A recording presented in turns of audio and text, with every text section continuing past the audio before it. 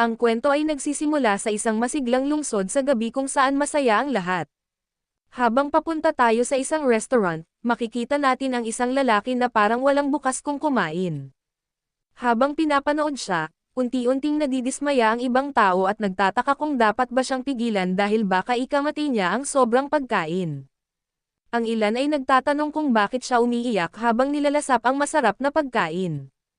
Sa gitna ng eksenang ito, makikita natin ang isang malaking lalaki na ginagawa ang ginawa ko noong nakaraang holiday dinner.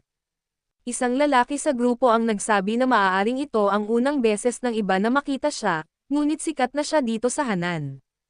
Nagtanong naman ang isa kung sikat ba siya dahil sa hitsura.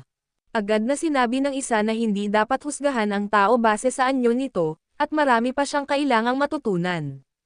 Dagdag pa niya, kahit hindi siya taga rito, tiyak na narinig na niya ang tungkol sa kanya dahil nagawa niyang pag-isahin ang lahat ng merchant union sa buong Hanan.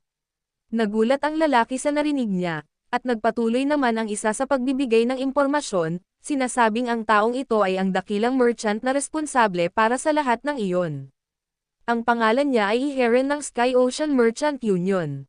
Habang nagpapatuloy ang eksena, naririnig natin ang isang babae na sumisigaw kay Heron, sinasabing ang normal na tao ay kumakain ng 3 beses sa isang araw, ngunit siya, 3 araw na halaga ng pagkain ang kinokonsumo sa isang upuan.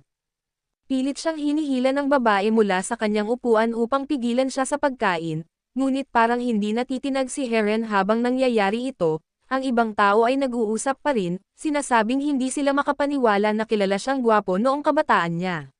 Sinabi ng babae na ilang beses na niyang sinabi kay Heron habang patuloy sa pagkain si Heron, sinubukan siyang pigilan ni Yona, sinasabing kung magpapatuloy siya, lalo lang niyang sasaktan ang sarili niya. Ngunit sinabi ni Heron na kung titigil siya, patuloy siyang hahabulin ng mga bangungot mula sa nakaraan at hindi niya maalis sa isip ang araw na iyon.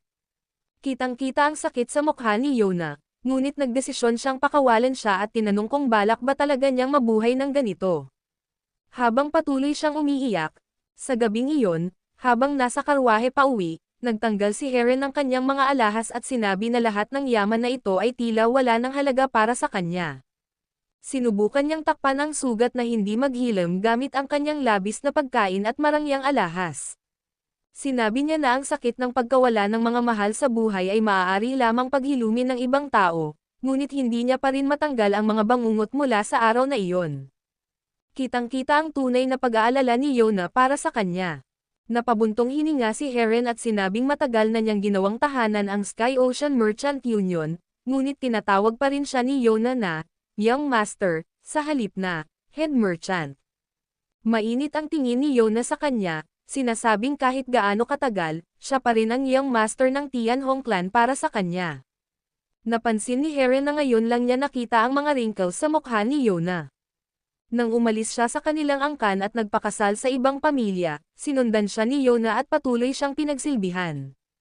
Hindi lang siya isang tagapaglingkod, kundi parang sariling pamilya ni Heron. Sinabi niya na kung wala si Yona, matagal na siyang patay. Habang hinihipon ni Heron ang peklat sa kanyang noo, binalikan niya ang araw ng pagbagsak ng Tiansong Clan. Nakita natin ang larawan ng kanyang pamilya, at sinabi niyang labis niyang kinamuhian ang mga ito, lalo na ang kanyang ama.